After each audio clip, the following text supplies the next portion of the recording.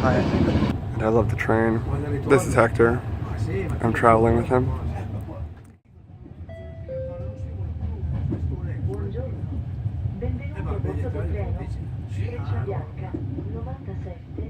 In Vicenza, Italy.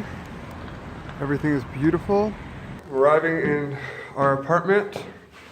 It's awesome. We have 2 rooms over here. Hector, just for this. Our amazing balcony and view. This is down into the courtyard. Our studio is the building on the right. I thought it was a shower, but that's our washing machine. Back through here, we have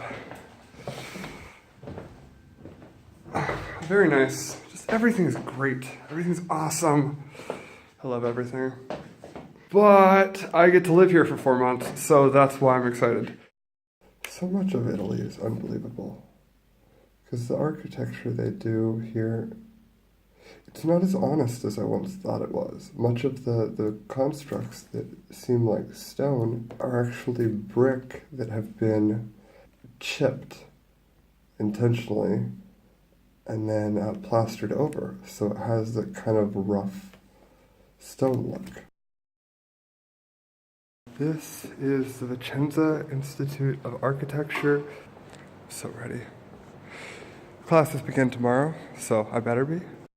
Even what we consider as great architecture still loves to play with the skin, the facade, what you're showing. It's not honest, the same way, say, a glass and steel construct would be, where it's very clearly glass being held together by steel. But it's still incredible that architects like Palladio would understand that it's so much about the impression you give people. Roman architecture loves to trick the human eye. This is back at the train station where I first arrived, Vicenza. And now we're about to get on a train to Venezia, Venice. Right now I'm in a plaza, very famous plaza within Venice. And this is a perfect example of why I can't stop sighing. Everywhere I am, it's so amazing, so much. You have to pause, take a breath to just take it all in.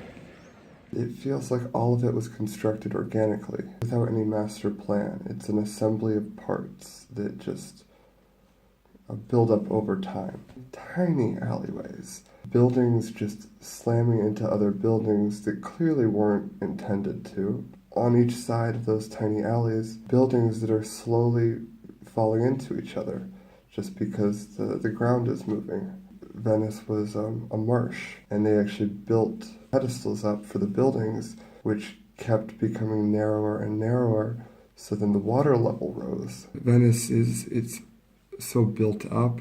All the buildings feel like that. Even the way the materials come together, it's like this forced connection of everything.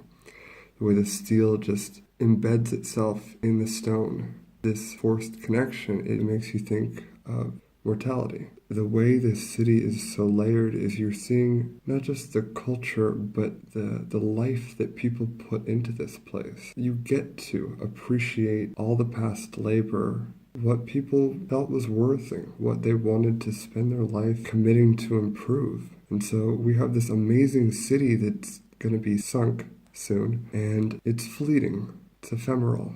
Art, architecture, psychology, civic duty, it's all connected. You can tie in any perspective, because architecture is really just about life, the framework, the foundation for which people exist. The population of Venice is now 60,000 as opposed to the 180,000 it was 10, 20 years ago.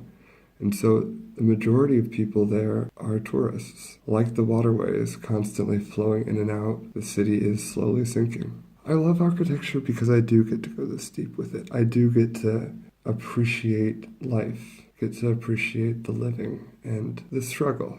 And I mean that in both the good and bad, because it's a challenge, and challenges are fun.